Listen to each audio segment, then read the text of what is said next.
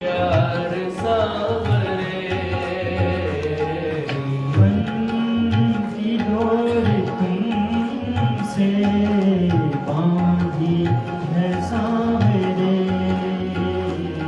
जीवन की डोर तुमसे बांधी है सावरे।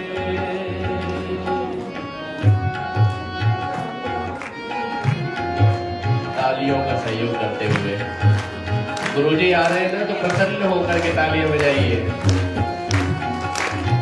कुछ ही देर बाद हमको सदगुरु भगवान के दर्शन होंगे।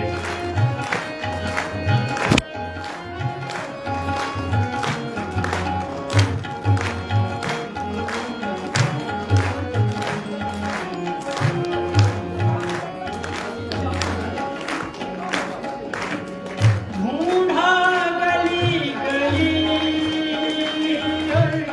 भटका डगर डगर।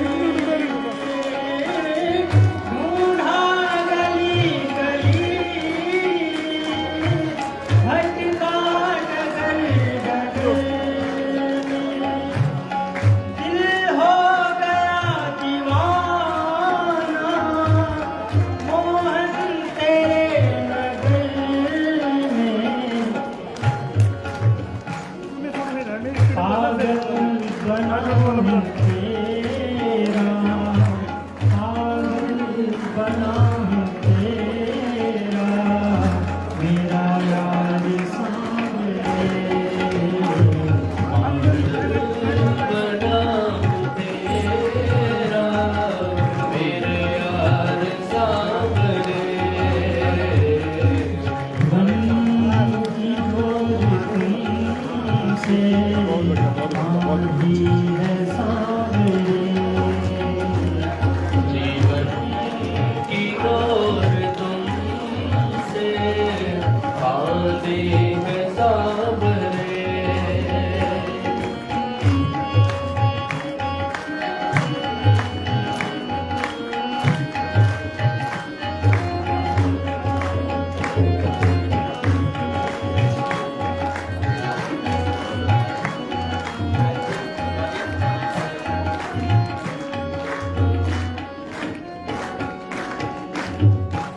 तेरे सिवा नहीं है मेरा दूसरा सहारा।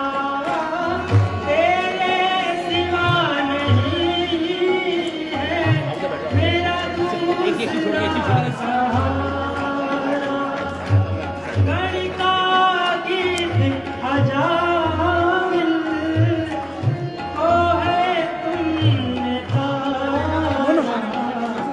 दो कृपा की मुझे पे, कर दो कृपा की मुझे पे, एक कोर सांवरे। दो कृपा की मुझ पे एक और सावरे। बन की डोर तुमसे बांधी है सांवरे। जीवन की डोर तुमसे बांधी है सावरे।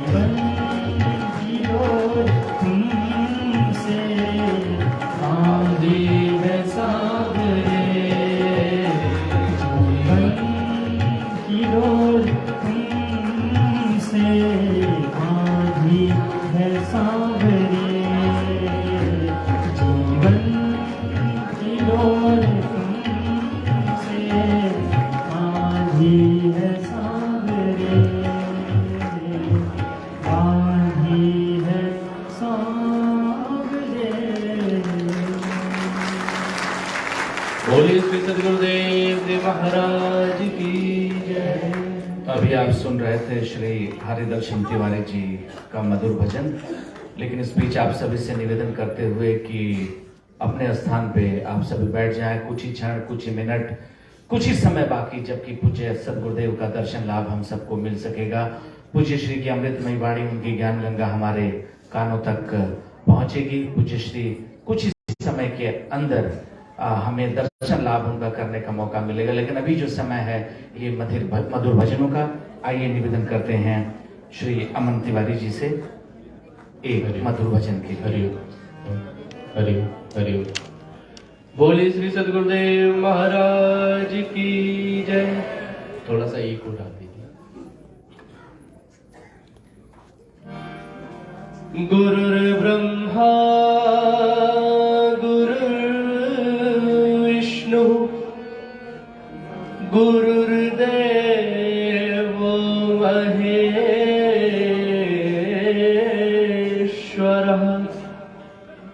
गुरुः साक्षात् परब्रह्मा तस्मै श्री गुरवे नमः। बोली श्री सद्गुरुदेव जी भगवान की जय। जब भी सद्गुरु का चेहरा सामने आता है तो केवल प्रसन्नता मुख पर विराजमान होती है। आइए सद्गुरु से प्रार्थना करते हैं। साथी हमारा कौन बनेगा,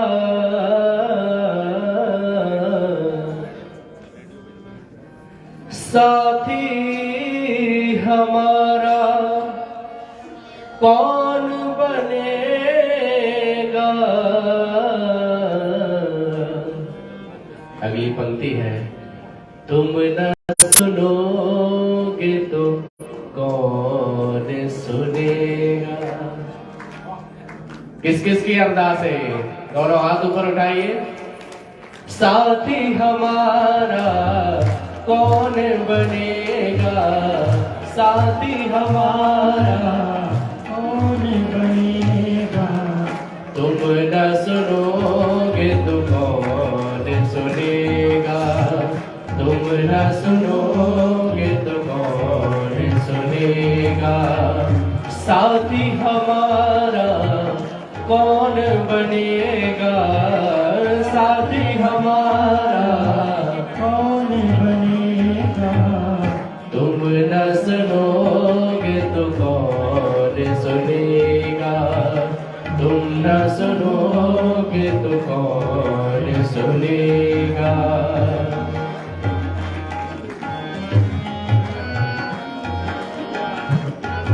दोनों हाथों से ताली बजाइए। कुछ ही क्षण बाद गुरु भगवान हम सभी के समक्ष विराजमान होंगे।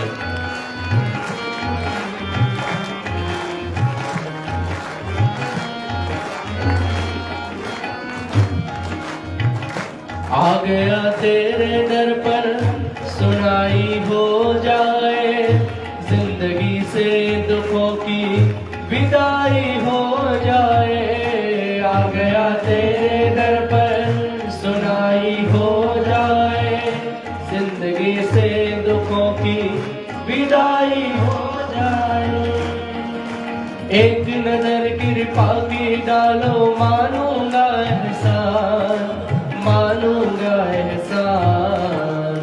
संकट हमारा कैसे टलेगा, संकट हमारा कैसे टलेगा।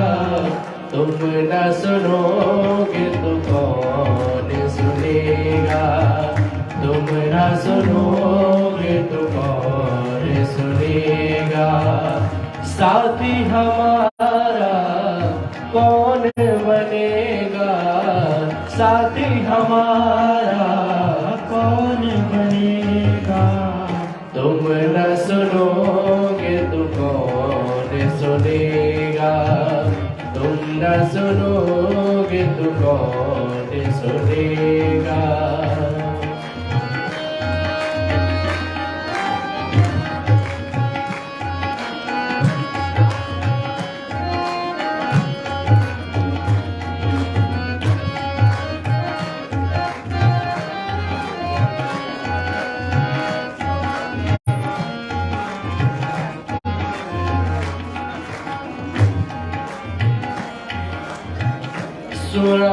हमने सभी से कि भैया एक ही है, घूम ली सारी दुनिया न भैया एक ही है। सुना है कि भैया एक ही है, घूम ली सारी दुनिया न भैया एक ही है। अब की पार लगाओ, मानूंगा एहसान, मानूंगा एहसान। क्या कहना है गुरुदेव से? हमको किनारा कैसे मिलेगा, हमको किनारा कैसे मिलेगा। तुम न सुनोगे तो कौन सुनेगा, तुम न सुनोगे तो कौन सुनेगा। साथी हमारा कौन बनेगा, साथी हमारा कौन बनेगा। तुम न सुनोगे तो कौन सुनेगा, तुम न सुनोगे तो कौन सुनेगा, तुम न सुनोगे तो कौन सुनेगा। बोलिए श्री सद्गुरुदेव भगवान की जय।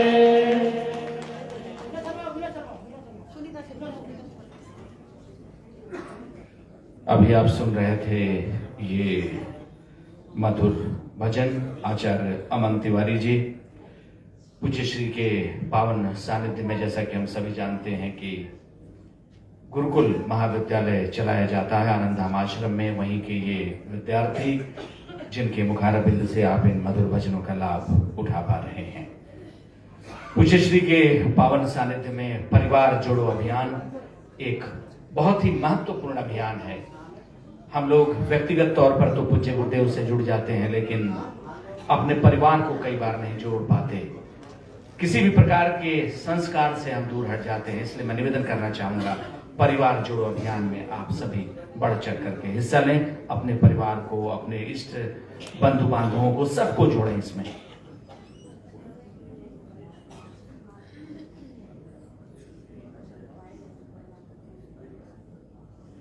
इस बीच आइए भजन के लिए मैं निवेदन करना चाहूंगा बहन मीना शर्मा जी से कि एक भजन गाएंगे। बहन मीना शर्मा जी और आशा मेहता जी भी हों हरिओम। तो वो भी आए। बोलिए सद्गुरुदेव महाराज की जय। गुरुर्ब्रह्मा गुरुर्विष्णु गुरुर्देवो महेश्वरा, गुरु साक्षात् परब्रह्म तस्मै श्री गुरुवे नमः, तस्मै श्री गुरुवे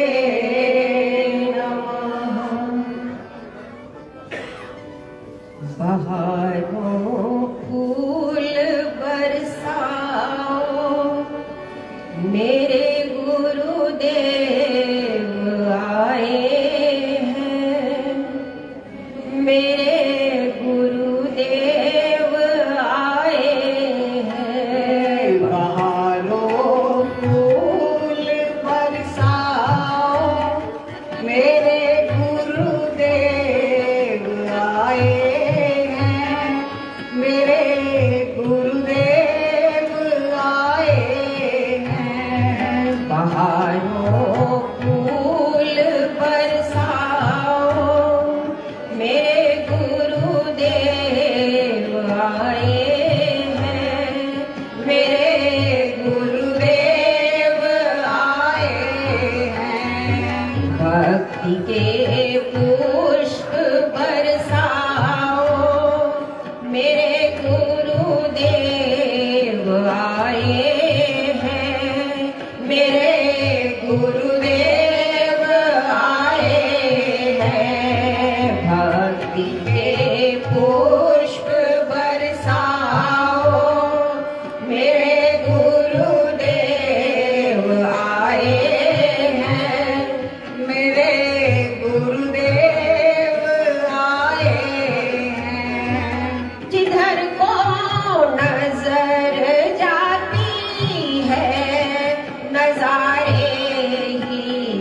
नजारे हैं, दर को नजर जाती है, नजारे ही नजारे हैं।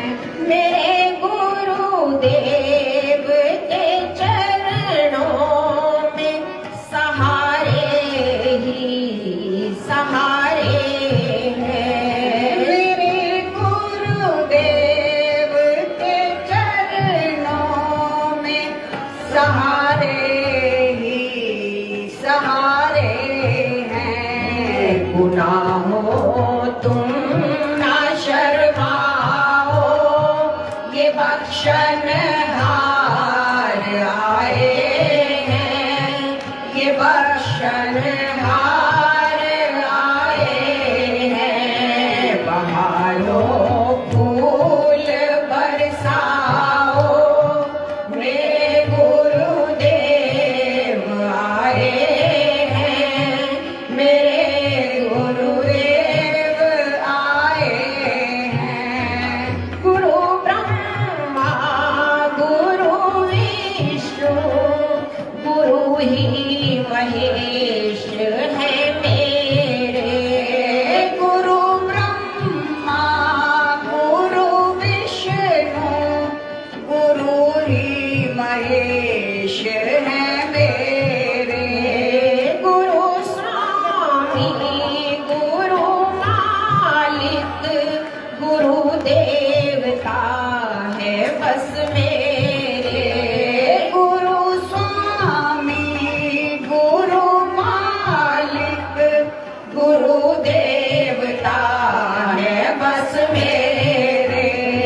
चरण रज शीश पे लगाओ, मेरे गुरुदेव आए हैं, मेरे गुरुदेव आए हैं। बहारों फूल बरसाओ, मेरे गुरुदेव आए हैं, मेरे गुरुदेव आए हैं।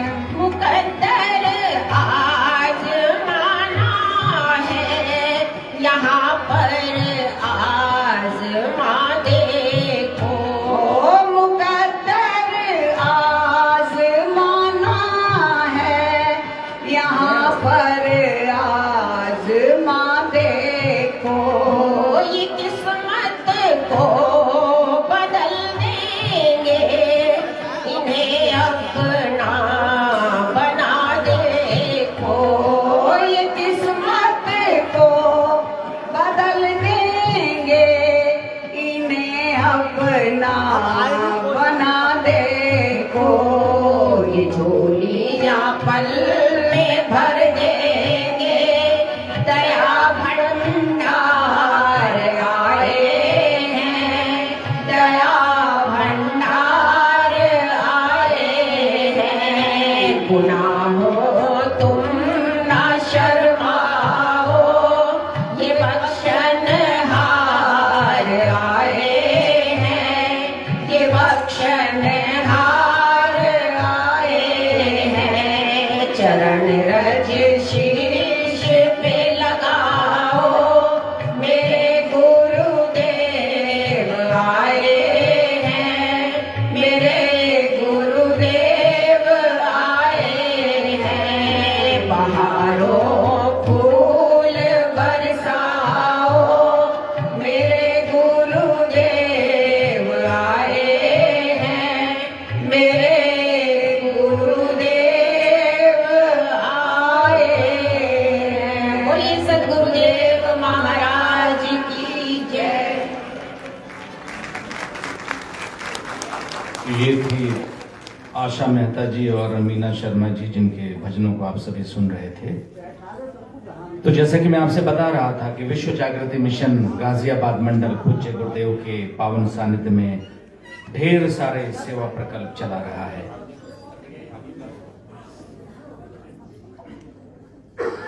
ढेर सारे सेवा प्रकल्प चला रहा है विश्व जागृति मिशन गाजियाबाद मंडल पूज्य गुरुदेव के पावन सानिध्य में।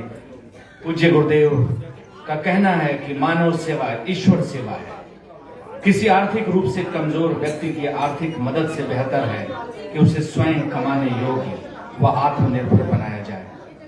इसी संदर्भ हरि ओम स्वस्ति न इंद्रो वृद्धश्रवाः स्वस्ति नः पूषा विश्ववेदाः स्वस्ति नस्तार्क्ष्यो अरिष्टनेमिः स्वस्ति नो बृहस्पतिर्दधातु नमः शंभवाय च मयो भवाय च नमः शंकराय च मयस्कराय च नमः शिवाय च शिवतराय च।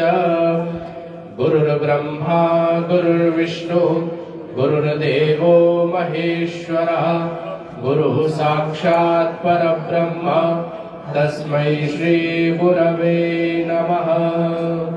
बोली श्री सद्गुरुदेव जी महाराज की जय।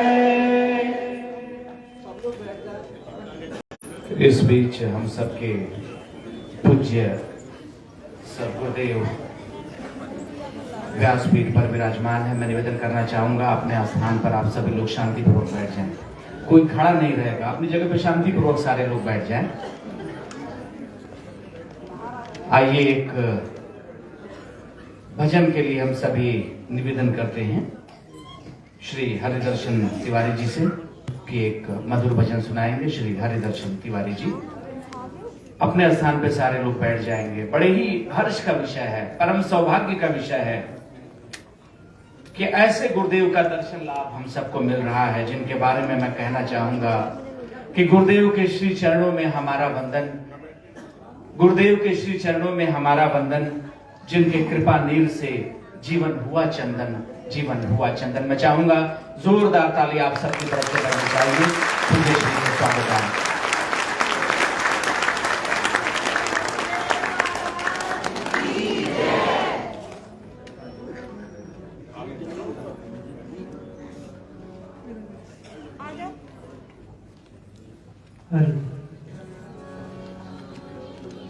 बोलिए सद्गुरुदेव महाराज की जय हो।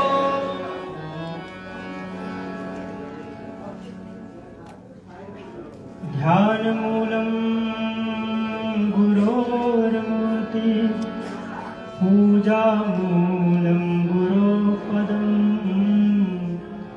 मंत्र मूलम गुरोर्वाक् मोक्ष मूलम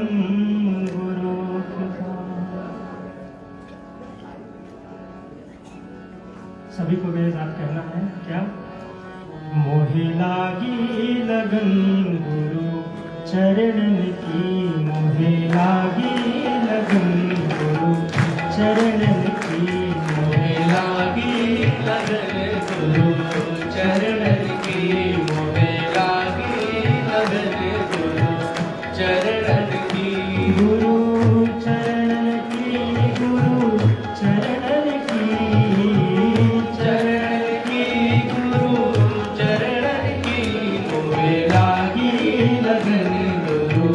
चरणन की मोहे लागी लगन गुरु चरणन की। दोनों हाथ ऊपर उठा करके आनंदित होते हुए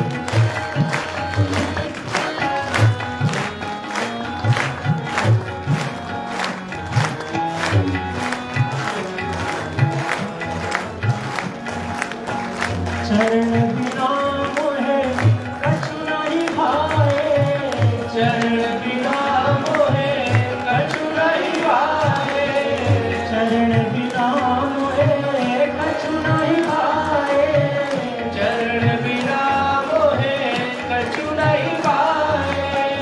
जग माया सब स्वप्नन की, जग माया सब स्वप्नन की, मोहे लागी लगन गुरु चरणन की, मोहे लागी लगन गुरु चरणन की, गुरु चरणन की, गुरु चरणन की, चरणन की, गुरु चरणन की, मोहे लागी लगन गुरु चरणन की, मोहे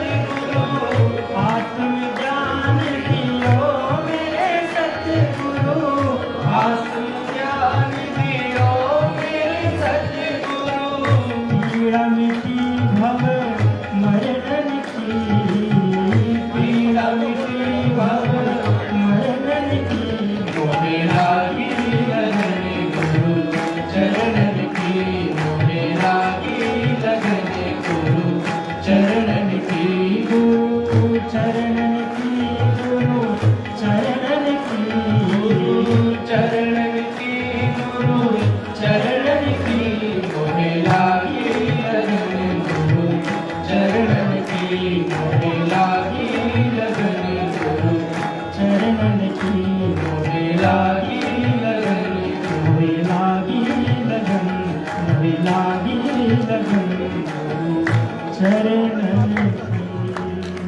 बोले सतगुरुदेव महाराज की जय।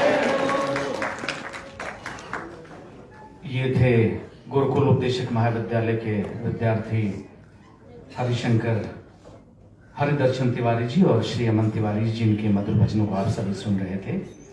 अब समय है दीप प्रज्वलन का।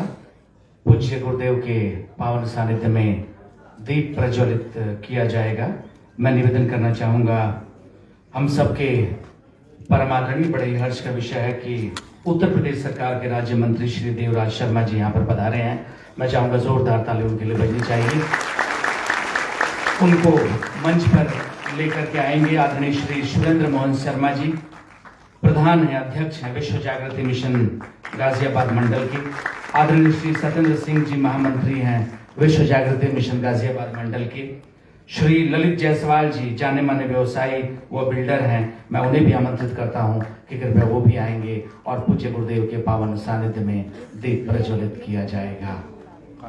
ये दीप यहाँ पर प्रज्वलित किया जा रहा है। मैं चाहूंगा जोरदार ताली आप सबके।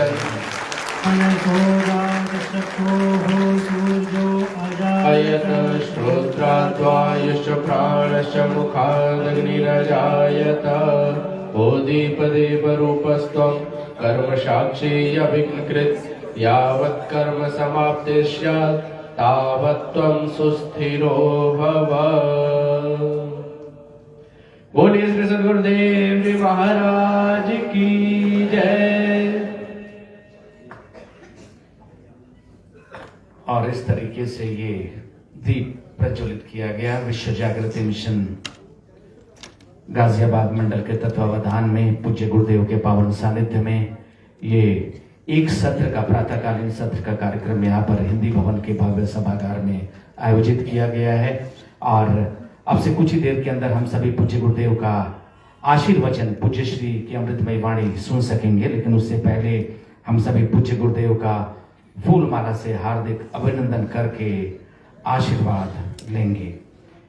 पूज्य गुरुदेव का फूल माला से हार्दिक अभिनंदन करके आशीर्वाद लेने वालों में मैं सबसे पहले आमंत्रित करना चाहूंगा परमादरणीय श्री देवराज शर्मा जी को, राज्य मंत्री उत्तर प्रदेश सरकार। कृपया आएं और पूज्य गुरुदेव का फूल माला से हार्दिक अभिनंदन करके आशीर्वाद लें। मैं चाहूंगा जोरदार ताली आप सबकी तरफ से बजनी चाहिए। इसी श्रृंखला में मैं आमंत्रित करना चाहूंगा आदरणीय श्री ललित जायसवाल जी को, बिल्डर एवं व्यवसायी हैं। आए और पूज्य गुरुदेव का फूल माला से हार्दिक अभिनंदन करके आशीर्वाद लें। श्रीमती व श्री आर के जैन जी से भी निवेदन है कि कृपया वो भी आए और पूज्य गुरुदेव का फूल माला से हार्दिक अभिनंदन करके आशीर्वाद लें। इसी श्रृंखला में मैं आमंत्रित करना चाहूंगा श्रीमती व श्री सुभाष गर्ग जी, आरडी स्टील से, कि कृपया वो भी मंच पर आए और पूज्य गुरुदेव का फूल माला से हार्दिक अभिनंदन करके आशीर्वाद लें। श्रीमती व श्री केशव बंसल जी से भी निवेदन है कि कृपया वो आए और पूज्य आदरणीय श्री ललित जायसवाल जी हिंदी भवन के अध्यक्ष भी हैं। मैं चाहूंगा उनके लिए जोरदार ताली आप सबकी तरफ से देना चाहिए। श्रीमती व श्री केशव बंसल जी से निवेदन है, श्रीमती व श्री विवेक मित्तल जी से भी निवेदन है कि कृपया आएंगे और पूज्य गुरुदेव का फूल माला से हार्दिक अभिनंदन करके आशीर्वाद देंगे। विश्व जागृति मिशन गाजियाबाद मंडल के प्रधान हैं श्री सुरेंद्र मोहन शर्मा जी और यहाँ के महामंत्री हैं श्री सत्येंद्र सिंह जी और साथ में इनकी पूरी टीम बढ़ चढ़ करके इस कार्यक्रम के साथ साथ जो पूज्य गुरुदेव का जो महाभियान है, जो पूज्य श्री के सेवा प्रकल्प हैं, उनमें बढ़ चढ़ करके हिस्सा ले रही है। लेकिन आप पूज्य गुरुदेव का फूल माला से एक बड़ी माला के साथ स्वागत किया जाएगा पूज्य गुरुदेव का, जिसके लिए मैं आमंत्रित करना चाहूंगा आदरणीय श्री सुरेंद्र मोहन शर्मा जी को, अध्यक्ष विश्व जागृति मिशन गाजियाबाद मंडल, श्री सतीश शर्मा जी यदि उपस्थित हैं, विश्व जागृति मिशन पूर्वी दिल्ली के प्रधान यदि यहाँ पर उपस्थित हैं तो वो भी आएंगे, आदरणीय श्री सत्येंद्र सिंह जी महामंत्री विश्व जागृति मिशन गाजियाबाद मंडल। और इस तरीके से ये बड़ी माला पूज्य गुरुदेव के लिए श्री राजेश सिंह जी मंत्री, श्री राजकुमार दिवाकर जी कोषाध्यक्ष हैं विश्व जागृति मिशन गाजियाबाद मंडल के, श्री शिशुपाल गंगवार जी। और इस बीच ये जोरदार तालियों के साथ पूज्य श्री का ये अभिवादन किया गया। श्री दिनेश शर्मा जी, श्रीमती व श्री केशव कुमार बंसल जी और श्री रमेश मेहता जी से निवेदन है कि इस बड़ी माला में सारे लोग बढ़ चढ़ करके अपना हाथ बढ़ाएंगे और पूज्य श्री को ये माला यहाँ पर पहनाई गई।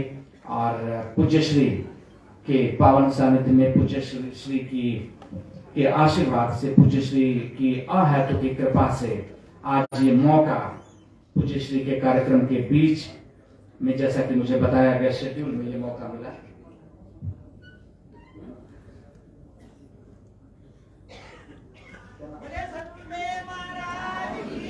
श्री शिशुपाल सिंह गंगवार जी हैं, वो भी पूज्य गुरुदेव से आशीर्वाद देंगे। श्री शिशुपाल सिंह जी गंगवार पूज्य गुरुदेव का आशीर्वाद लेते हुए, और बढ़ चढ़ करके सभी कार्यकर्ता कार्य कर रहे हैं। इस बीच कौशल विकास केंद्र गाजियाबाद में स्थापित किए जाने की योजना है। पूज्य श्री के पावन सानिध्य में परिवार जोड़ो अभियान इस समय देश विदेश में चलाया जा रहा है। हम सीधे सीधे तो जुड़ते हैं,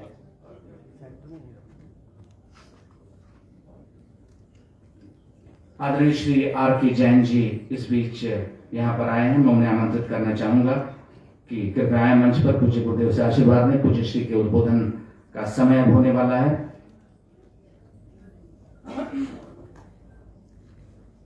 पूज्य श्री से आशीर्वाद लेंगे श्री आर के जैन जी। मैं चाहूंगा जोरदार ताली आप सबकी तरफ से बजनी चाहिए।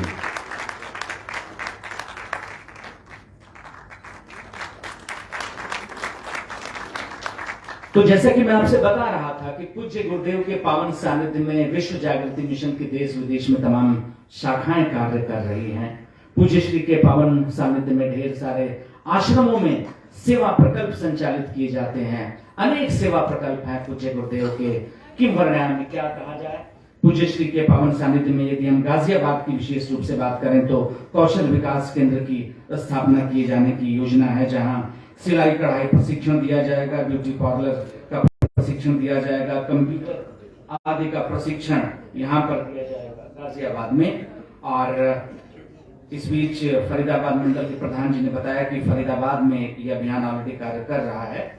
और इस बीच परिवार जोड़ो अभियान के तहत आप सभी से निवेदन है कि पूज्य गुरुदेव चाहते हैं कि हम सब भी ये चाहते हैं कि हमारा परिवार जो आज पूज्य गुरुदेव के पावन सानिध्य में करोड़ों लोग जो जुड़ चुके हैं, जो वट वृक्ष का रूप धारण कर चुका है देश विदेश में, इसमें हम सीधे सीधे तो जुड़ते हैं धर्म से, पूज्य सदगुरुदेव के प्रति अपनी आस्था और विश्वास हम जगाते हैं। लेकिन मेरा निवेदन ये है कि परिवार में जो लोग भी हैं, जो भी सदस्य हैं, चाहे माता पिता हो, बच्चे हो, पति पत्नी हो, जितने भी परिवार के सदस्य हैं, वो 1 से 2, 2 से 4 इस तरीके से अगर परिवार जोड़ो अभियान के माध्यम से संस्कार और संस्कृति को यदि वो आरोपित करेंगे हर परिवार के अंदर, तो मुझे विश्वास है कि एक बहुत ही बृहद रूप पकड़ लेगा। लेकिन अभी पूज्य गुरुदेव के उद्बोधन का समय है। आइए ज्यादा समय न लेते हुए एक बात मैं कहना चाहता हूं आप सबकी तरफ से कि हे गुरुदेव, माना मुकद्दर का लिखा कोई मिटा नहीं सकता, माना मुकद्दर का लिखा कोई मिटा नहीं सकता, अपनी मर्जी की खुशियां कोई पा नहीं सकता, पर इतना यकीन है हमें अपने गुरुवर पर कि आपकी चौखट से कोई खाली जा नहीं सकता, जा नहीं सकता।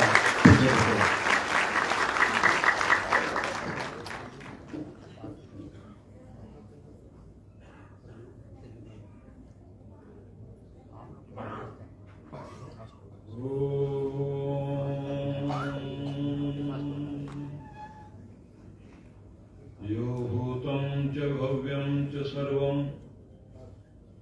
यश्चाधितिष्ठति स्वर्गस्य च केवलं तस्मै ज्येष्ठाय ब्रह्मणे नमः।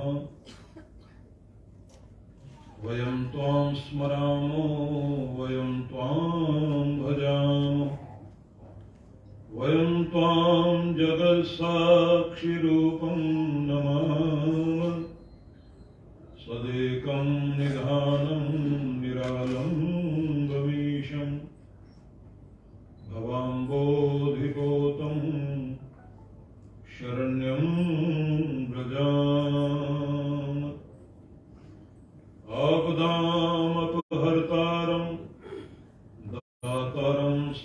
सम्पदाम् लोकाभिरामं श्रीरामं भूयो भूयो नमाम्यहम्। इस सदन में उपस्थित हमारे सभी श्रद्धालु भक्तगण और इस सदन की गरिमा बढ़ाते हुए हमारे इस प्रदेश के सरकार के राज्य मंत्री और अन्य समस्त गणमान्य सज्जन, नववर्ष के इस दूसरे दिन में चैत्र प्रतिपदा के साथ ही हमारे देश में सनातन हिंदू संस्कृति के अनुसार हमारा नववर्ष प्रारंभ होता है। तो आज ये दूसरी तिथि है। तो सबसे पहले तो मैं इस नववर्ष के लिए आपको बहुत बहुत शुभकामनाएं अर्पित करता हूं।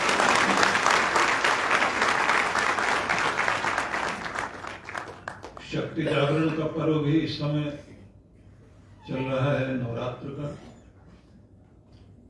साथ ही मर्यादा पुरुषोत्तम भगवान श्री राम की जयंती, या कहना चाहिए उनका जन्मोत्सव, वह अवसर भी हमारे सम्मुख आने वाला है। तो पर्व के इस देश में आज एक बड़ा अवसर हम सबको प्राप्त हुआ। मुझे मुरादाबाद एक कार्यक्रम में अभी जाना है, जहां के लिए मैं जा रहा था। इस यात्रा का प्रथम पड़ाव, जिसे कहना चाहिए टोल टैक्स देने के लिए, मुझे रोका गया है।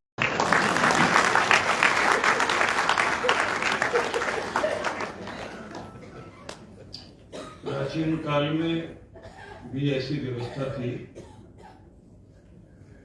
इसलिए हमारे यहाँ एक शब्द प्रचलित था, घटपुट्टी न्याय। ये बिल्कुल उसी तरह से था कि जिस तरह से स्थलीपाक न्याय या गुणाक्षर न्याय या काकतालिका न्याय, ये कुछ दार्शनिक शब्द प्रचलित है। काकतालिका न्याय का मतलब होता है कि किसी पेड़ पर एकाएक आकर कोई पक्षी बैठा और उसी समय डाल टूटने वाली थी, तो डाल टूट गई, पक्षी को भ्रम हो गया कि उसके बैठने से टूटी है। तो उसे माना गया है कि जीवन में कुछ ऐसे संयोग हो जाते हैं जिन्हें मनुष्य ये मानता है कि मेरा सौभाग्य हो गया है, या मेरे साथ बाई चांस ये अगर चीज घटी है तो ये बाई चांस नहीं थी, ये तो मैंने ही कर दिया ऐसा। कुछ संयोग जन्य चीजें होती हैं, तो उसके लिए शब्द है काकतालिका न्याय। ऐसे एक और शब्द है गुणाक्षर न्याय। गुण जो है वो लकड़ी काट रहा था, कोई अक्षर बन गया, तो लोगों ने समझा कि पढ़ा लिखा गुण है, अक्षर लिख दिया इसने, ए लिखा, बी लिखा, सी लिखा, तो इंग्लिश पढ़ा लिखा है। लेकिन वो तो अपना काम कर रहा था, आपने इसका अर्थ कुछ निकाल लिया। इसी तरह एक और शब्द प्रचलित हुआ, इसको बोलते हैं घटपुट्टी का न्याय। घटपुट्टी न्याय जो है वो एक यात्री के संबंध में है, जो यात्रा करते हुए रथवान था, अपनी गाड़ी तेजी से दौड़ाता हुआ जा रहा था।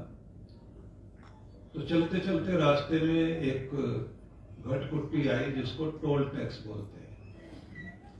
तो टोल टैक्स जैसे आया तो उसने बचने के लिए क्या किया, गांव के रास्ते से जाना शुरू कर दिया। उसको लगा कुछ पैसे बच जाएंगे, और सारी रात वो चलता रहा, इस गांव में उस गांव में, और चलने के बाद जब मुड़ के वापस आया तो देखा वही रास्ते पर वही गटपट्टी सामने दिखाई दी।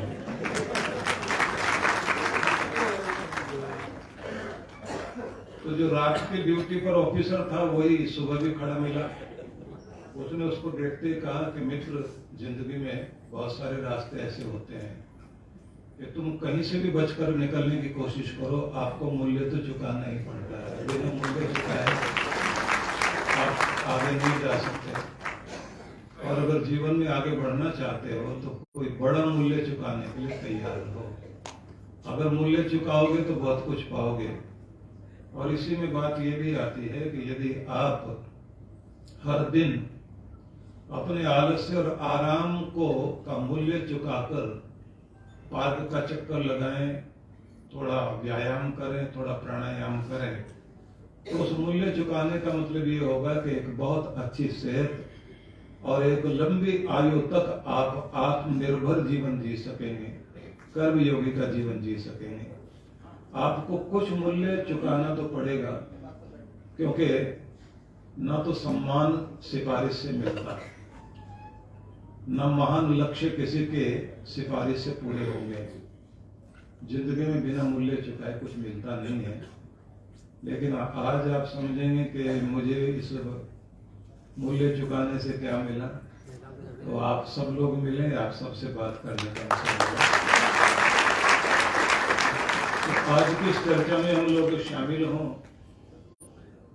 तो हमारे वैदिक ग्रंथों में एक संदेश है जहां भगवान अपने बच्चों के लिए उद्बोधन करते हैं। अब वो उद्बोधन कैसे करते हैं?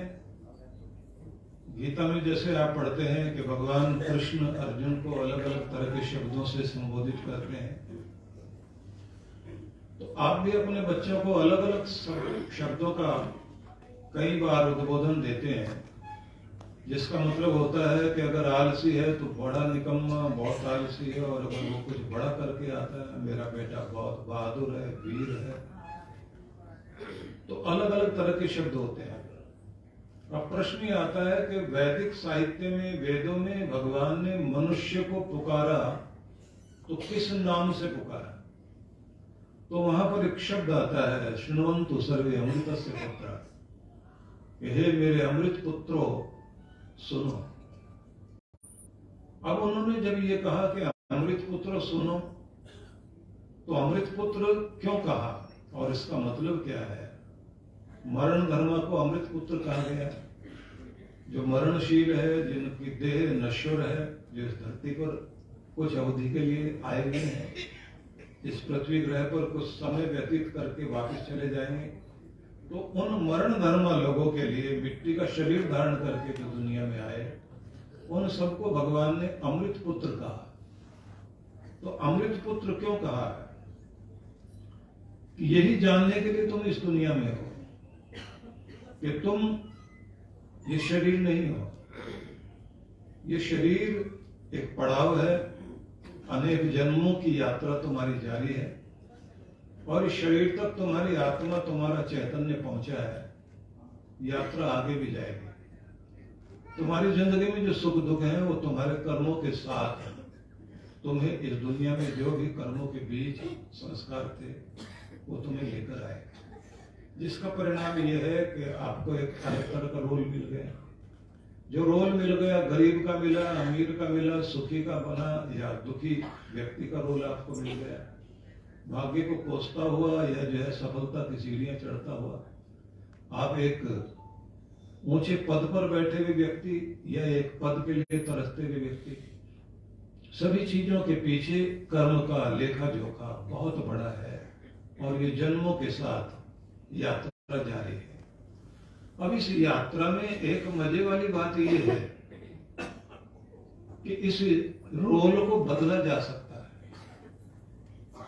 मतलब भिखारी का रोल मिला है तो आप राजा का रोल कर सकते हैं, पर ये संसार का रंगमंच इतना विचित्र है कि इसमें रोल बदलने के लिए आसान नहीं, आपको उसके योग्य बनना होता है, तब आपको वो रोल दिया जाता है। एक बड़े अभिनेता को एक बड़ा पात्र निभाने की जो चुनौती दी जाती है उसी को दी जाएगी जो डिजर्व करता हो। अब प्रश्न ये आता है कि हम डिजर्व करें तो हमारा रोल बदला जाएगा। तो हमें ये कल्पना करनी चाहिए सबसे पहले कि जिंदगी में हम चाहते क्या हैं, हम अपने आप को कहाँ देखना चाहते हैं, किस ऊंचाई पर अपने आप को देखना चाहते हैं। अब इसमें प्रश्न यहाँ से शुरू होगा कि आप अपने आप को कितनी लंबी आयु तक जीते हुए, कर्म करते हुए इस दुनिया में देखना चाहते हैं। ये पहला प्रश्न होना चाहिए। दूसरा, कितने स्वस्थ, कितने समर्थ, कितने सक्षम, कितनी ऊर्जा, कितने हंसमुख और कितने ओजस्वी होकर और सुंदर लगते हुए जीवन जीना चाहते हैं। ये एक परिकल्पना आपके मन में पहले होनी चाहिए।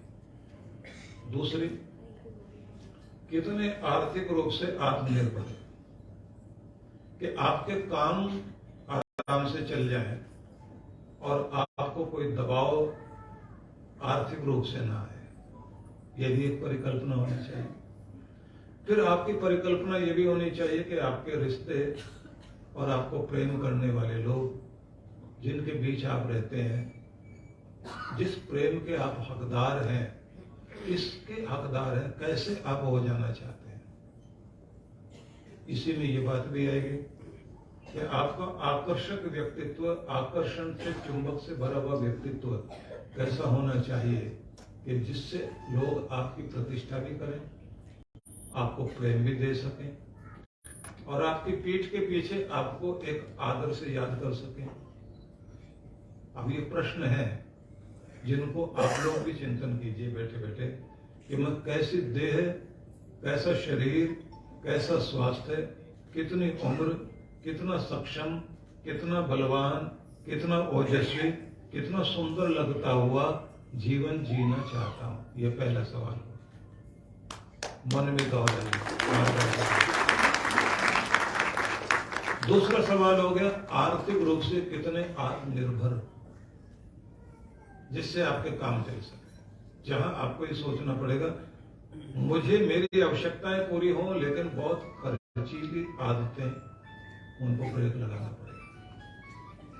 फिर आपको सोचना पड़ेगा कि मेरे अंदर वो एक चुंबकीय व्यक्तित्व होना चाहिए कि जिससे मैं अपने रिश्तों को प्रेम से बांध सकूं, क्योंकि प्रेम पाने से पहले प्रेम देना आना भी तो चाहिए, रिश्ते निभाने भी तो आने चाहिए। मेरे अंदर बर्दाश्त करने की ताकत तो हो, कुछ मुझे बर्दाश्त करें, कुछ को मैं बर्दाश्त करूं, कुछ मेरे साथ निभा ले, कुछ के साथ मैं निभा लूं। ये तीसरी बात हो गई। चौथी बात यह है कि समाज आपको किस नजर से देखे, आप किस प्रतिष्ठा और सम्मान के साथ जीना चाहते हैं। और ये सम्मान किसी के सिफारिश से तो मिलेगा नहीं।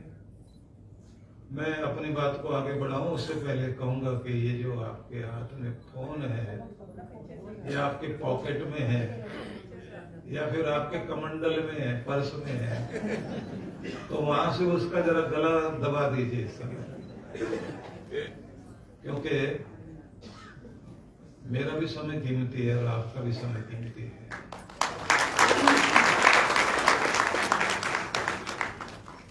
निकाल लीजिए अपना अपना फोन और उसको साइलेंट मोड पे नहीं करना, उसका गला दबा के पूरी तरह बंद करिए। बहुत लोग इसको ऐसे संभाल के रखते हैं, थोड़ी थोड़ी देर के बाद देखते रहते हैं, जैसे वो कोई माँ जो है अपने छोटे से नवजात बच्चे को देखती रहती है। और फोन भी ऐसा है कि अगर किसी ने 1-2 घंटे नहीं देखा तो वो भी पूछता है कि मालिक जिंदा हो या चले गए,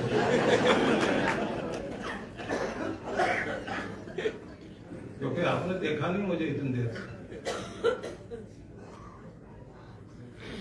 तो इतने एडिक्ट मत हो जाइए। कोई भी चीज आपकी ताकत बने, कमजोरी नहीं।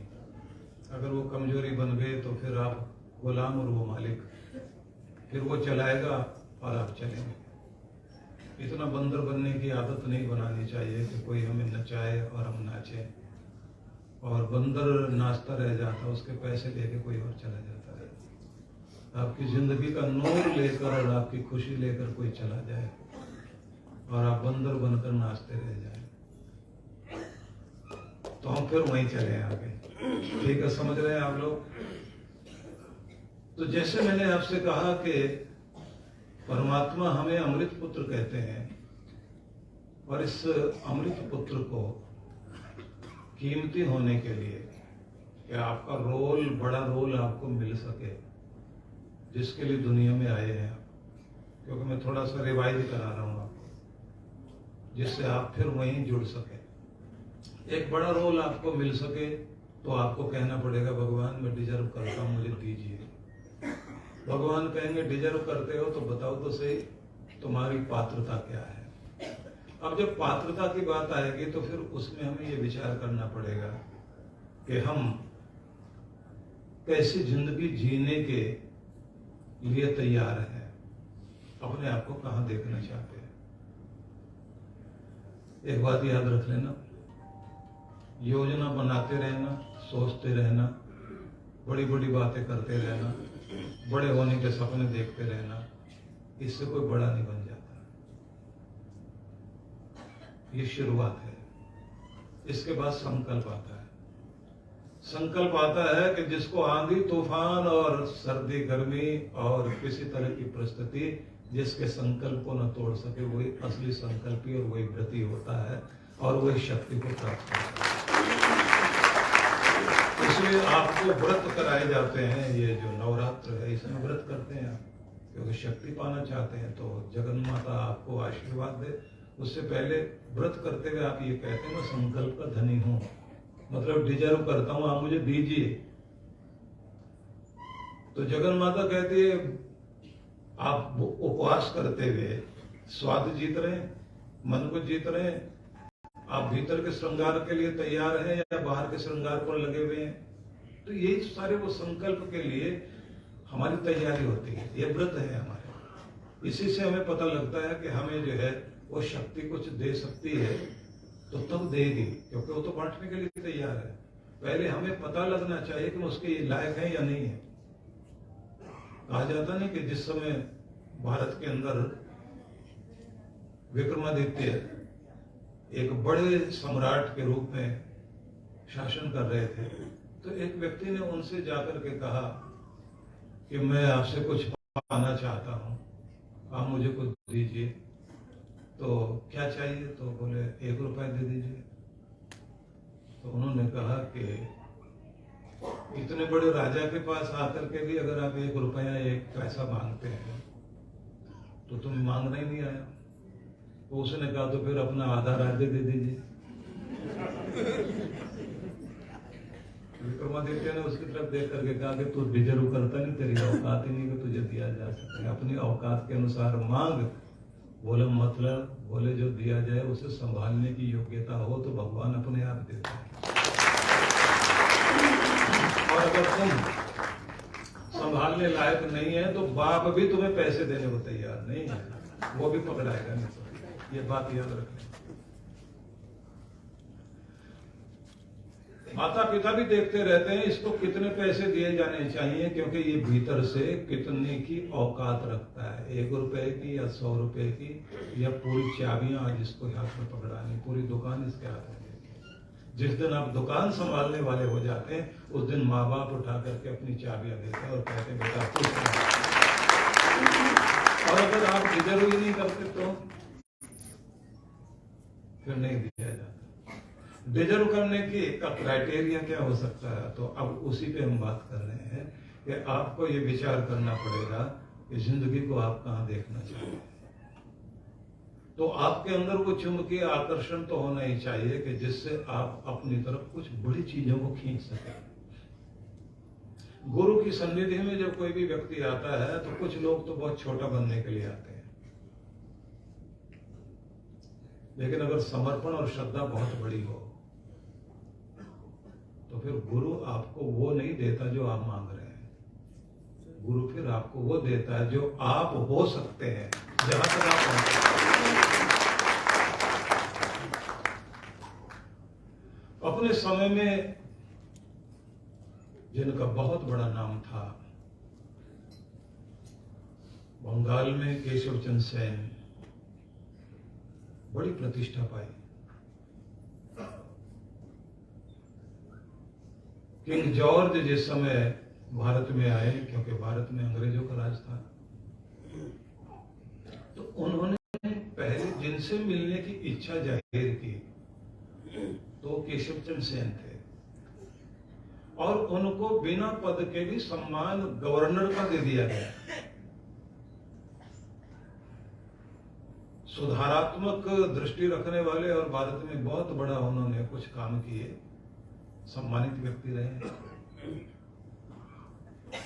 वो रामकृष्ण परमहंस से मिलने के लिए चले, केशव चंद्र सेन। बड़ा आदमी किसी से मिलने जाएगा तो उसके साथ बहुत सारे लोग चल पड़ते हैं, तो उनके साथ 200 लोग चल पड़े। उनमें एक पीछे पीछे एक युवक जा रहा था,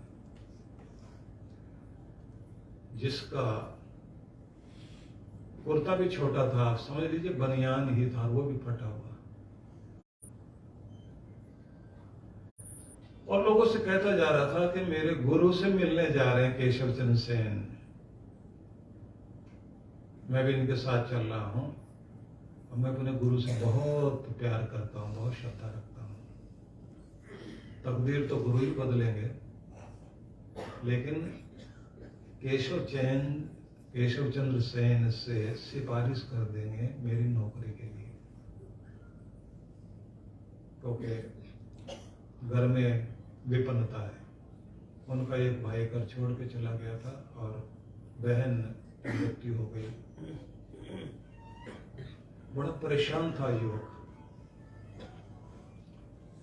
सब भीड़ के साथ पीछे पीछे चल रहा था। मजे की बात देखिए कि केशव चंद्र सेन जब मिलने के लिए गए तो ठाकुर रामकृष्ण परमहंस ने उन्हें एक बड़े ऊंचे मंच पर कुर्सी बिछाकर वहां एक बड़े सोफे पे बैठाया और जनता सामने घास में बैठ गई, और सबसे पीछे जाकर के खुद गुरुदेव रामकृष्ण परमहंस बैठ गए, और उन्हीं के साथ वो फटी हुई बनियान वाला युवक भी बैठ गया। बैठा इसलिए कि मौका लगे तो मैं गुरुदेव से कह दूं कि ये जो आए ना आपसे मिलने, आपको इतना मान देते हैं, इनसे मेरी सिफारिश करना, नौकरी लग जाए। ये मन में भावना थी। अब गुरु के साथ वो व्यक्ति बैठा हुआ है, फटी हुई कमीज वाला या बनियान वाला समझ लीजिए आप, और केशव चंद्र सेन कहते हैं महाराज आपसे मिलने आए और आप ही पीछे बैठे। बोले मैं यहाँ बहुत आनंदित हूं। अब लोगों ने बोलना शुरू कर दिया, लोगों ने कहना शुरू कर दिया कि आप यहां बैठे हुए हैं, आपको तो ऊपर बैठना चाहिए।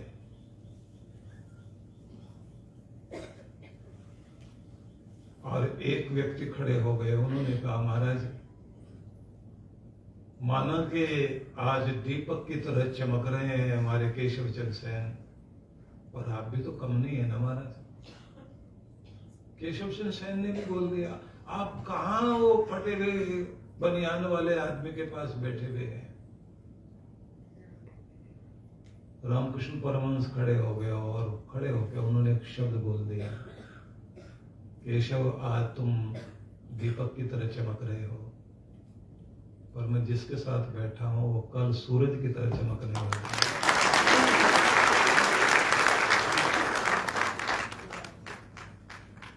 आज आपको कुछ लोग जानते हैं, कल ये युवक को सारी दुनिया जानेगी, और इसके साथ नहीं, इसका नाम लेने से लोग गौरव और गर्व अनुभव करेंगे। सब लोगों को लगा कि गुरुदेव ये क्या बोल रहे हैं, और तुम्हारे साथ भाग्य की कृपा है, इसके साथ भगवान की कृपा है, तुम्हारे साथ अपना अहम हो सकता है, इसके साथ तो गुरु का आशीर्वाद है। और आप लोग जानते हैं वो युवक कोई और नहीं था, विवेकानंद था।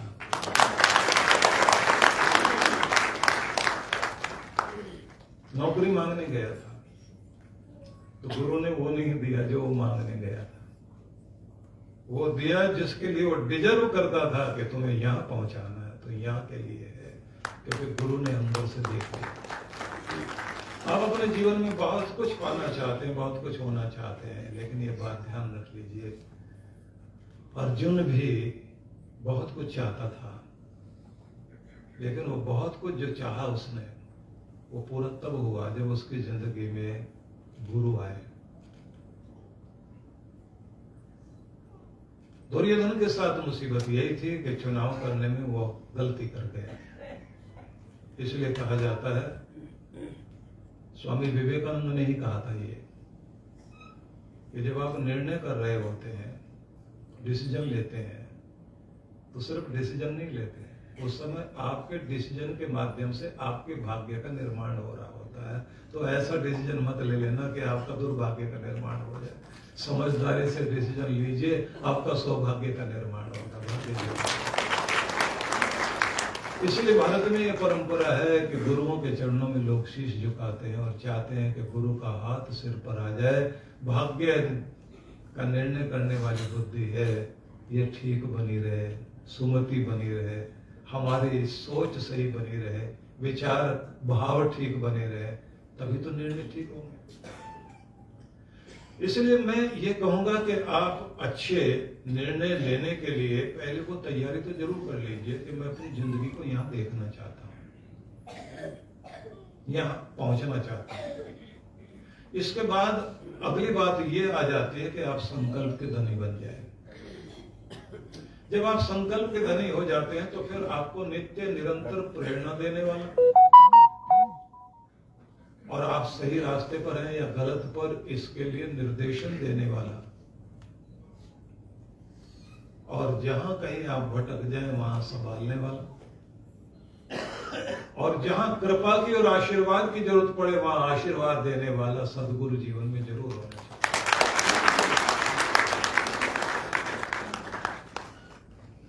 और फिर गुरु कर लेना एक बात पूरी हो गई, बात ये नहीं है, उससे जुड़े रहना, क्योंकि आपको गुरुमुख होना पड़ता है। फिर गुरुमुख होने का मतलब ये होता है कि आपका मुख गुरु की ओर है और गुरु की दृष्टि जो है आपके माथे की तरफ है, तो वो मेहर भरी नजर आपके माथे पर आज्ञा चक्र पर डालता रहे और आपका आज्ञा चक्र जो है वो रिसीवर बन करके गुरु से रिसीव करता रहे वो भाव तरंगे, जिनसे आपका जीवन ऊंचाई पर पहुंच सके। नहीं तो फिर आप भीड़ का हिस्सा होकर के रह जाए। भीड़ में बहुत लोग हैं, भेड़ बकरियों की तरह जिंदगी जीते हैं। बहुत सारे लोग सोचेंगे कि ये बातें बहुत अच्छी हैं, लेकिन अगर थोड़ा पहले पता लगता, आरंभ शुरू करते तो ज्यादा अच्छा। उम्र की जिस दहलीज पर पहुंच गए, अब कुछ संभावना ही लगती नहीं है। अब तो जो होना था हो गए, आदतें जैसी बननी थी बन गई, अब कुछ आगे संभावना लगती नहीं। बात इतने कह देने से विराम नहीं लगाया जा सकता। हम ये मानते हैं कि सूरज उगता है तो सूरज उगने के साथ ही सवेरा होता है, लेकिन जिंदगी का सवेरा ऐसा नहीं होता। जीवन का सवेरा तब होता है जब आप जाग जाते हैं। जिस भी क्षण आप जागते हैं, भले आप 6 बजे जागे, 5 बजे जागे, 4 बजे जागे या दिन के 11 बजे जागे, आपका सवेरा आपके जागने से शुरू होगा। अगर आप आज की तारीख में जागृत होकर के तैयार होते हैं कि उम्र से कोई फर्क नहीं पड़ता, अब मैं जाग गया हूं, तो समझ लेना आपका प्रभात उदय हो गया है, आपका सूरज उगा है। अब यहां से अगर आप शुरुआत कर रहे हैं और आपके मन में आता है कि नहीं, मैं गुरु से जुड़ रहा हूं और विचारों से ही नहीं जुड़ रहा, बल्कि गुरु के संकल्पों से अपने संकल्प मिला रहा हूं, अब मुझे चलाने वाले वो बने, चलने वाला मैं बनूं, समझाने वाले वो हैं, समझने वाला मैं हूं, कराने वाले वे हैं, करने वाला मैं हूं। और यहीं से वो बात आती है जो अर्जुन ने कही थी, करिष्ये वचनं तव, हे कृष्ण, अब मैं आपके वचनों का पालन करने के लिए तैयार हूं। बस यहां से पता लगता है कि उसके जीवन में केवल गीता ही नहीं आई, कृष्ण हृदय में आ गए जब व्यक्ति ये कहता है कि अब मैं समर्पित हूं, अब जैसे चलाओगे मैं चलने वाला हूं, क्योंकि आप केवल मेरे रथ पर ही नहीं बैठे, जीवन के रथ को चलाने वाले भी आप हो गए हैं। मैंने दिल में आपको बैठा है, अब आप चलाइए। इतनी श्रद्धा अगर आपके गुरु के प्रति है तो फिर गुरु का एक एक वचन आपके लिए बहुत महत्वपूर्ण हो जाएगा। फिर आप ये नहीं कहोगे मुझे संसार की चीजें चाहिए, फिर तो आप ये कहोगे जो भी आप देना चाहें, जिधर ले जाना चाहें, उसके लिए मैं तैयार हूं, और कल से नहीं आज से तैयार हूं। विवेकानंद के जीवन में ही घटना घटी जब उनको एक महिला मिली, मार्गरेट नोबल नाम था उसका, क्योंकि जब उन्होंने कहा था कि इस धरती को परिवर्तन की, क्रांति की बहुत जरूरत है, जैसी धरती हम चाहते हैं कि ये बने वैसे तब बनेगी कि अगर 20 लोग भी मेरे साथ में समर्पित लोग आ जाए, जैसे मैं चाहता हूं वैसे इस धरती पर एक बहुत बड़ा परिवर्तन आ सकता है। तब वो महिला खड़ी हुई, उसने, युवती थी, उसने खड़े होकर के कहा कि 19 आप ढूंढ लीजिए, 20 भी मैं हूं और मैं अभी चल रही हूं आपके साथ। विवेकानंद के साथ पूरी तरह सब कुछ छोड़कर आ गई और उसने कहा अब मेरी शक्ति का जो उपयोग आप करना चाहें। तो उन्होंने पूछा क्या करती हो तुम? तो वो कहती है कि मैं यहाँ बहुत सारे लोगों के लिए, बच्चों के लिए स्कूल चलाती हूँ, उनकी जिंदगी बदलने के लिए। स्वामी विवेकानंद बोले तो फिर मेरे साथ चलिए, भारत में बहुत सारी कन्याएं ऐसी हैं जिनके माँ बाप उनको पढ़ाना नहीं चाहते, शिक्षा देना भी नहीं चाहते। तुम वहां से अपना कार्य शुरू करो, रोशनी देने की जरूरत है और उन्हें भारत से प्यार हो। अब जरा सोच के देखिए कि उनके मन में ये था कि पढ़े लिखे और अपने देश और अपनी संस्कृति से प्यार करने वाले हमारे युवक और युवतियां तैयार होने चाहिए, क्योंकि आज भी ये समस्या है कि हमारे युवक और युवतियां पढ़ लिखने के बाद में अपने देश से प्यार नहीं करते, वो विदेशों में जाकर के बैठ जाते हैं और उनके माँ बाप वो बेचारे यहाँ इंतजार करते रहते हैं। यहाँ तक होता है कि आखिर में भी गंगा जल डालने के लिए मुंह में सब नहीं पहुंच पाते, बल्कि यहां तक हो जाता दोनों भाई बाहर हैं, एक कह देता इस बार मुझे छुट्टी नहीं मिल रही है, पिता के टाइम में तुम चले जाओ, माँ के टाइम में मैं चला जाऊं।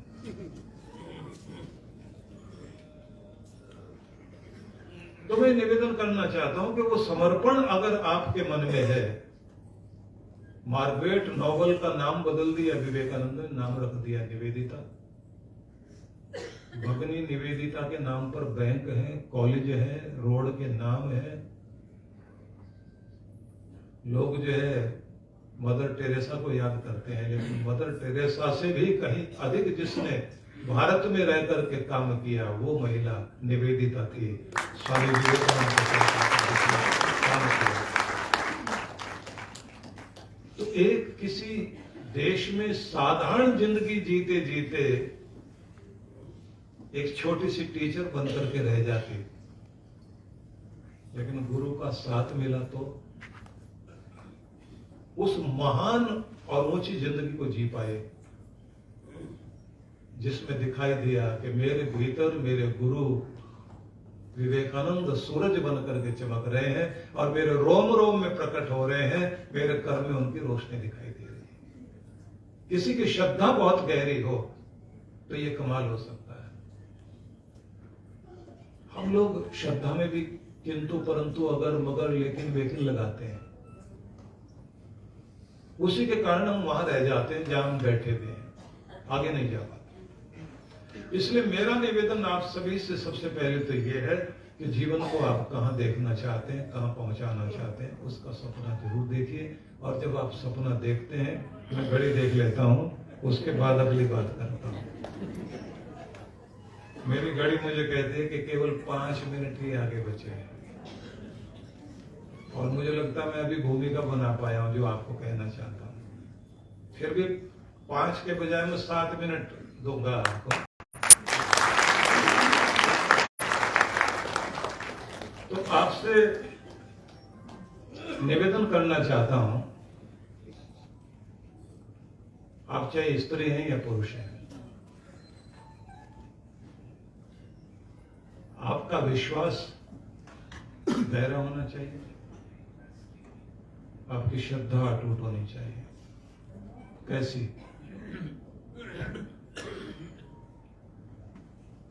मैं एग्जाम्पल देकर आपको बता सकता हूं।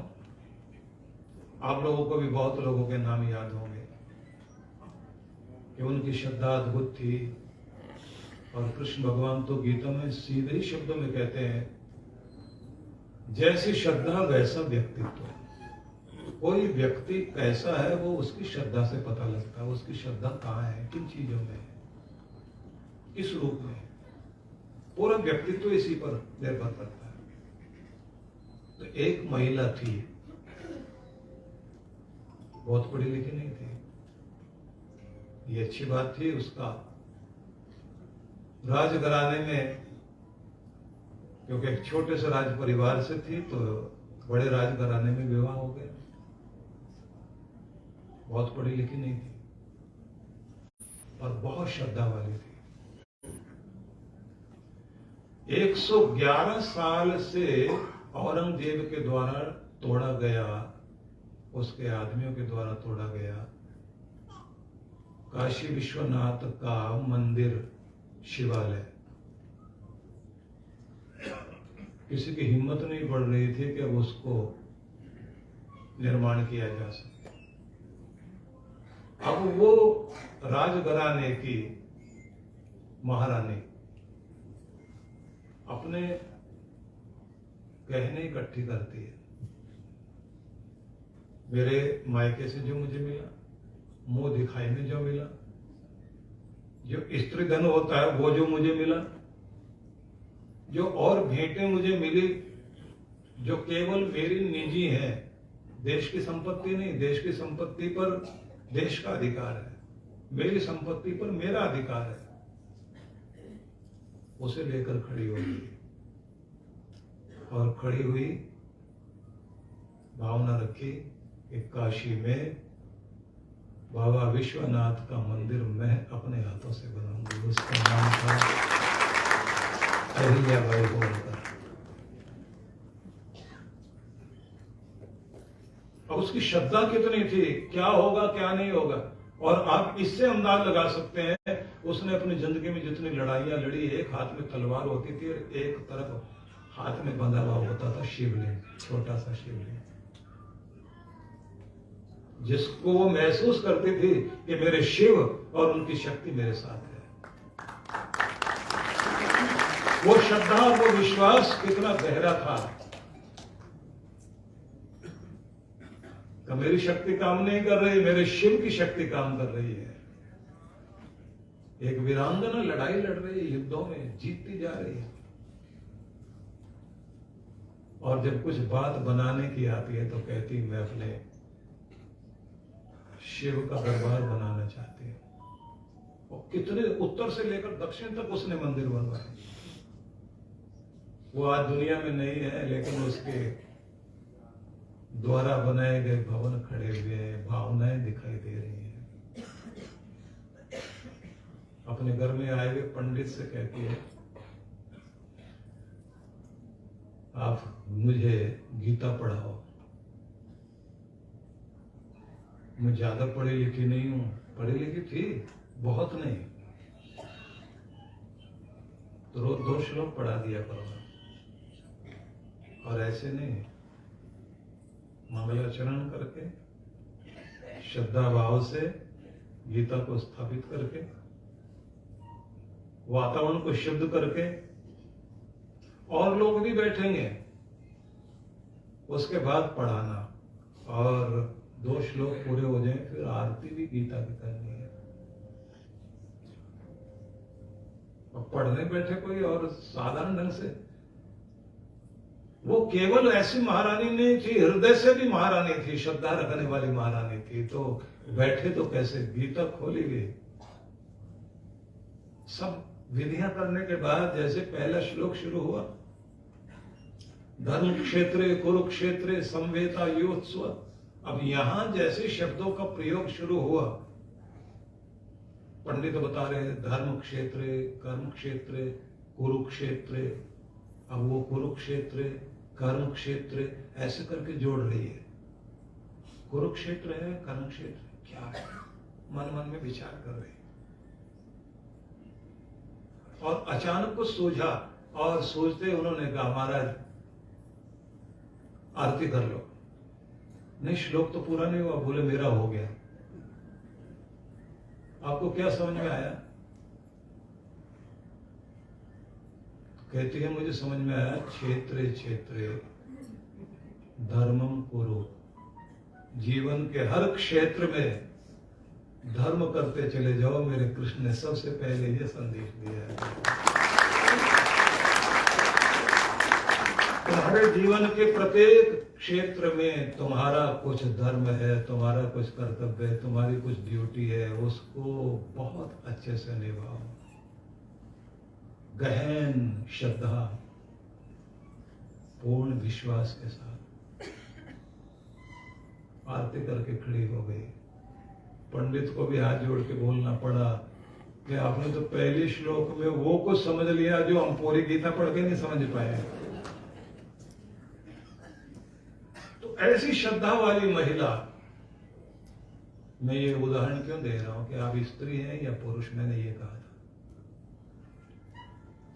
आप किसी भी उम्र में हैं, अगर आप संकल्प के धनी हैं और आपके मन में कुछ है कि मैंने कुछ करना है, तो आप कुछ बड़ा कर सकते हैं।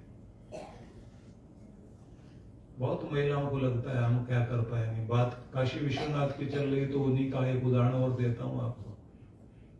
बंगाल में भवानी स्टेट की महारानी थी, महारानी भवानी, वो भी काशी में गई थी। उसने सुना था इतने इतने विद्वान लोग यहाँ बैठते हैं, इतने जो है पढ़ने लिखने के लिए यहाँ लोग आते हैं, देश विदेश के लोग भी यहाँ आते रहे हैं। नालंदा, विक्रमशिला, तक्षशिला, इन सबका नाम तो बाद में आता है। काशी तो ज्ञान की नगरी रही है। वहां जाके पूछा कितने विद्यालय चलते हैं यहाँ, कितने विद्वान लोग यहाँ पढ़ते हैं। पता लगा कि यहाँ तो किसी को पढ़ने ही नहीं दिया जाता। अपने अपने घरों में लोग जो है थोड़ा बहुत विद्वान लोग अपने बच्चों को पढ़ा रहे हैं, बाहर तो सारी सब चीजें बंद कर रखी हैं।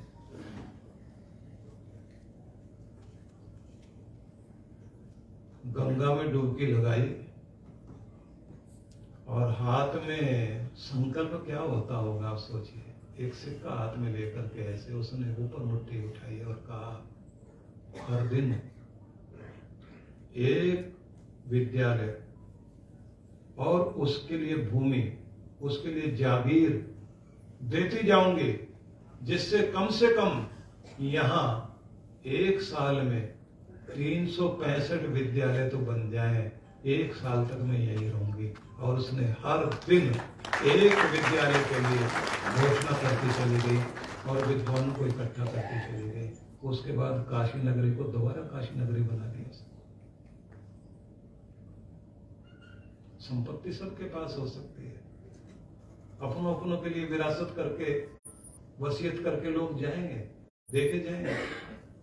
परमात्मा के लिए जो जिंदगी जीने वाले लोग होते हैं, वो कोई कोई लोग होते हैं जो अपनी जिंदगी को, तन को, मन को, धन को भगवान के लिए लगाते हैं। जिनकी श्रद्धा गहरी, जिनकी निष्ठा गहरी, वो अपना समय भी देंगे। और फिर एक बात ध्यान रख लीजिए, न जाने कितने कितनों का नाम इतिहास में आएगा, लेकिन जिनकी निष्ठा गहरी है वे असली स्टार होते हैं। केवल सितारे वही नहीं है, स्टार वो नहीं है जो पर्दे पे दिखाई देते हैं आपको, जो आसमान में दिखाई दे और चमकते रहे, और जिनको दुनिया और मौसम और परिस्थिति जिनके यश को धूमिल ना कर सके, ऐसे स्टार बनकर वही चमकते हैं जिनकी श्रद्धा गहरी है, जिनका विश्वास गहरा है, जिनकी भक्ति है। सार में फिर हम वहीं चले। अगर हम अमृत पुत्र कहलाए गए तो वहां तक पहुंचने की तैयारी करनी चाहिए। संकल्प भी चाहिए, परिकल्पना भी करनी चाहिए। जिंदगी को कहाँ देखना चाहते हैं, वहाँ जहाँ हम अपने को देखना चाहते हैं वहाँ पहुँचने के लिए गुरु की भी जरूरत पड़ेगी, संकल्प की भी जरूरत पड़ेगी, श्रद्धा की भी और विश्वास की भी जरूरत पड़ेगी। इन सबको जोड़ने के साथ तैयारी कर लेनी चाहिए। और जब आपका विश्वास गहरा होगा तो ये बात मैं आपको कहना चाहता हूँ, किसी भी उम्र में, किसी भी क्षण जैसे आपका मन बदलता है तो उसी समय आपकी दुनिया भी बदल जाती है, आपका भाग्य भी बदल जाता है।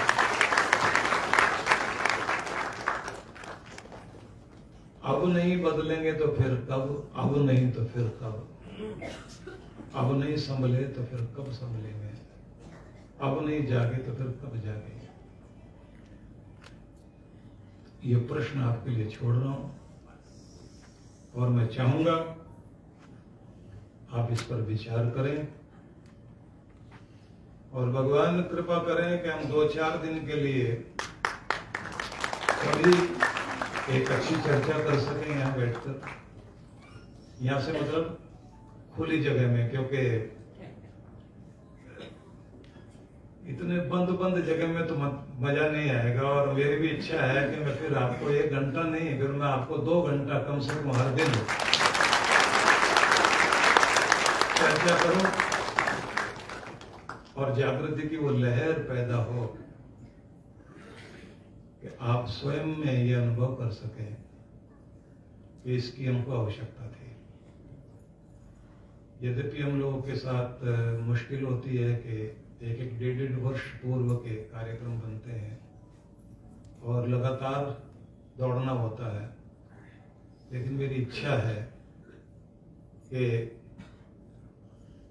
यहाँ के लोगों में प्रेम भी है, प्यास भी है, भावना भी है, बस उसे उद्बुद्ध करने की और आवश्यकता है। कुछ लोगों को हिंडन और यमुना पार करने में दिक्कत होती है आनंद के धाम आने के लिए, तो मैं ये चाहूंगा कि नदी पार कर लिया करें। उस पार जाने के लिए मैं कभी कभी आपको निमंत्रण भेजूंगा, वहाँ जो भी कार्यक्रम हम लोग अपने आश्रम में, दिल्ली वाले आश्रम में करते हैं, तो उसमें कुछ ऐसी प्रक्रियाएं हम कर सकते हैं जिसमें साधना में बैठ सके। इस बार हम लोग हिमाचल के साधना कार्यक्रम में चांद्रायण में भी और दूसरे 5वां दिवस की जो साधना है उसमें एक डिवाइन ब्लिस मेडिटेशन के माध्यम से प्रयोग करेंगे। जो प्रयोग होगा वॉकिंग मेडिटेशन का, कि चलते फिरते भी ध्यान हो सकता है क्या। अब लोगों को लगेगा कि चलते हुए अगर कोई ध्यान करेगा, गाड़ी चलाते चलाते कर लिया किसी ने, तो कहीं पार ही ना उतर जाए। नहीं, वो एक साधना अलग होती है जिसमें पोस्चर भी आपका वही कि आप एक महाराजा का, या जो भी मैं बता रहा था कि आप अपनी जिंदगी को कहाँ ले जाना चाहते हैं, किस रूप में देखना चाहते हैं, वैसा बन के चलना होता है। वैसा महसूस करते हैं कि आज मैं वहां पहुंच गया हूं, अब मैं वैसा महसूस कर रहा हूं, अब मेरी जिंदगी वहां पहुंच गई, मैं क्या अंदर बाहर अनुभव कर रहा हूं। जब आप उसमें पहुंचते हैं तो आपके केवल न्यूरॉन्स में, मतलब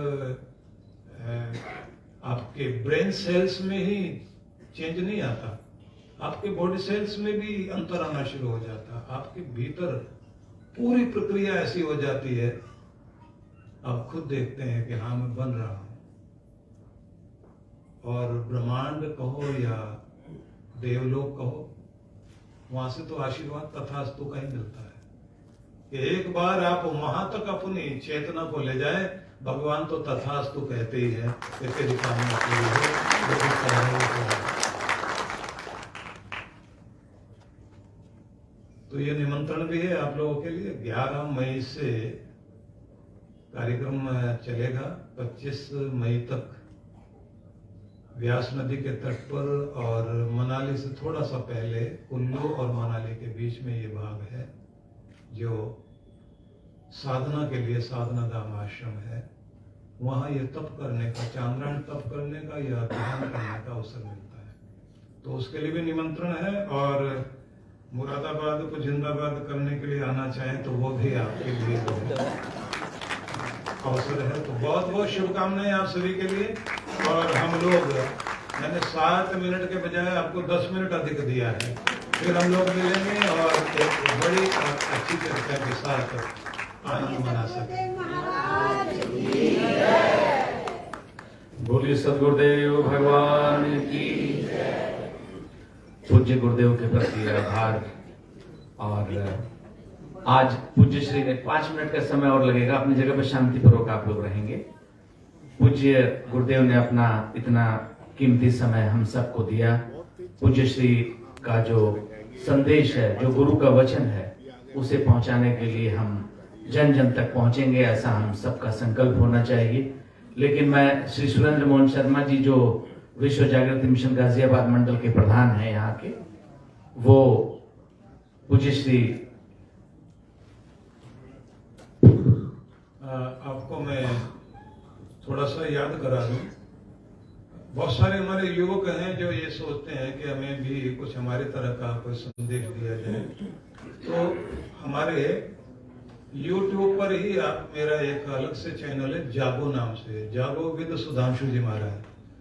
वो 12-12 मिनट के उन युवकों के लिए उसमें अलग अलग कुछ संदेश हैं जो आप अपने युवकों को अगर कहें, खुद भी आप सुने, तो आपको एक अलग ही तरह के, हर दिन का ऐसे समझ लें कि हमने 12 मिनट ही सही उसको सुनना है, देखना है, तो आपको कुछ अलग तरह से महसूस होगा।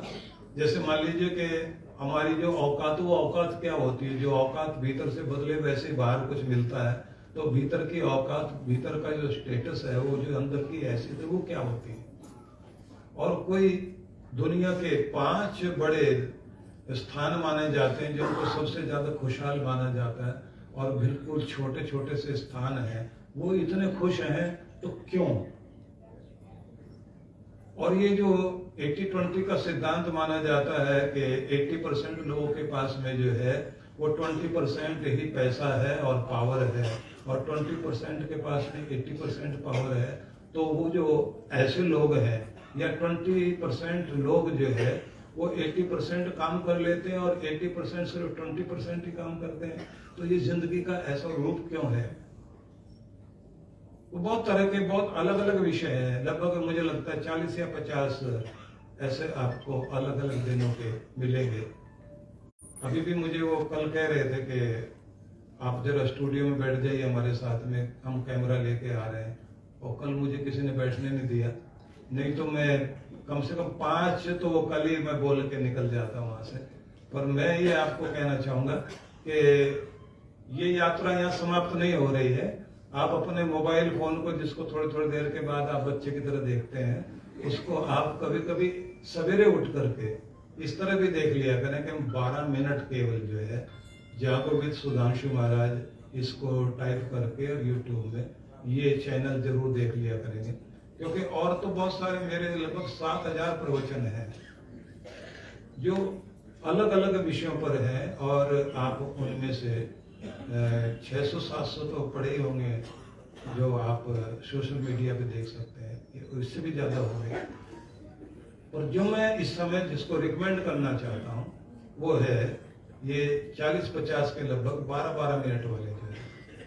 एक ही दिन में सारे मत सुनना, रोज एक सुनिए, विचार कीजिए, और फिर उसमें से कुछ पॉइंट्स आपको अच्छे लगे वो अपने लिए नोट करें, उन पर प्रयोग करिए, और फिर जो आपके चेहरे पर मुस्कुराहट और अंदर स्वाभिमान जागेगा वो मुझे भी पता लग जाएगा। जब आप मिलेंगे तो मुझे भी खुशी होगी।